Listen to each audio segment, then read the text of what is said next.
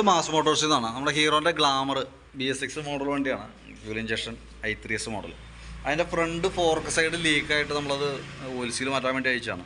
അപ്പോൾ നമുക്ക് അതിൻ്റെ ഫോർക്ക് പൈപ്പിൻ്റെ ഭാഗം നോക്കുമ്പോൾ ഉണ്ടല്ലോ, ആ ഓയിൽ സീൽ കവർ ചെയ്യുന്ന ഭാഗത്ത് പ്ലേറ്റിങ് ഓൾറെഡി കംപ്ലൈൻ്റ് ഉണ്ട്. ഇതിൻ്റെ ഈ ഭാഗത്തൊക്കെ നോക്കുമ്പോൾ അറിയാം ഇവിടെ അത്യാവശ്യം തുരുമ്പിൻ്റെതായിട്ടുള്ള കുത്തു പോലെ വന്നിട്ടുണ്ട്. അതേപോലെ തന്നെ നമ്മളിപ്പോൾ ഈ മാർക്ക് ചെയ്തേക്കുന്നതിൻ്റെ ഉള്ളിൽ നോക്കിക്കഴിഞ്ഞാലും കാണാം നല്ല രീതിയിലുള്ള ഡോട്ടുകൾ വന്നിട്ടുണ്ട്. അത് സ്വാഭാവികമായിട്ടും അതിൻ്റെ പ്ലേറ്റിങ്ങിന് വന്നേക്കണ ഡാമേജാണ്. ശരിക്കും പറഞ്ഞാൽ ഓയിൽ സീൽ ആ ഭാഗം, ആ ചെറിയ കുഴി പോലെ വന്നേക്കണ ഭാഗം കവർ ചെയ്യില്ല. അത് ഈ കട നമ്മൾ ഓയിൽ ഇപ്പം നമ്മൾ തൽക്കാലം ഓയിൽ സീൽ മാറ്റി കയറ്റിയാലും അത് ക്ലിയറായിട്ട് കവർ ചെയ്ത് പോവില്ല, വീണ്ടും ഓയിലിലേക്ക് വരും. രണ്ട് പൈപ്പും വേണ്ടിട്ട്, ഈ പൈപ്പും വേണ്ട ഇവിടെ നോക്കുമ്പോൾ അത് ഇവിടെയും കാണുന്നുണ്ട്, ഭാഗത്തിട്ടാ ഇതേ ഈ ഭാഗത്തും കാണുന്നുണ്ട്. അത് ശരിക്കും ഓയിൽ സീൽ വർക്ക് ചെയ്യുന്ന ഭാഗമാണ് മെയിനായിട്ട്. അപ്പോൾ ശരിക്കും നമുക്ക് ഓയിൽ സീൽ മാത്രം മാറ്റിയതുകൊണ്ട് പ്രത്യേകിച്ച് ഗുണമില്ല. നമുക്ക് ആ ഫോർക്കിൻ്റെ ഈ രണ്ട് പൈപ്പും ഓയിൽ സീലും കൂടി മാറ്റിയാലാണ് അത് ക്ലിയർ ആവുള്ളൂ.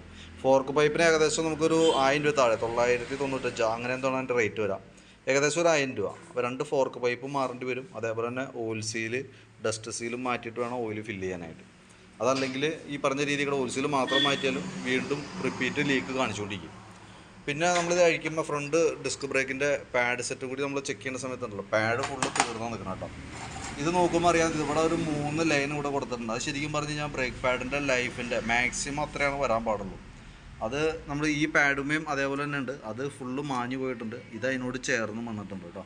അപ്പോൾ ശരിക്കും പറഞ്ഞാൽ ബ്രേക്ക് പാഡ് നമ്മൾ കൈയോടെ മാറ്റിയിടണം. അതല്ലാന്നുണ്ടെങ്കിൽ ഇപ്പോൾ ബ്രേക്ക് ആ ഡിസ്കിൻ്റെ പ്ലേറ്റുമേക്ക് കയറി ഈ പാഡ് സെറ്റ് പിടിക്കാൻ തുടങ്ങും.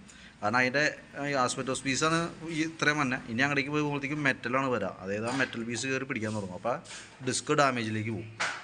അപ്പോൾ കൂട്ടത്തിക്കടെ അതും കൂടി മാറ്റിയിടുന്നതായിരിക്കും നല്ലത് കേട്ടോ. അപ്പോൾ ഞാൻ അതിൻ്റെ ഈ ഫോർക്ക് ഓയിൽ, 2 ഫോർക്ക് പൈപ്പും ഓയിൽ സീൽ ഓയിലടങ്ങുന്ന ആ കിറ്റും ഈ ഡിസ്ക് ബ്രേക്കിൻ്റെ പാഡ് സെറ്റ് അടക്കം വരുമ്പോൾ ഏകദേശം എത്ര വരുമെന്ന് നോക്കിയിട്ട് ഒരു എസ്റ്റിമേറ്റ് ആക്കാം.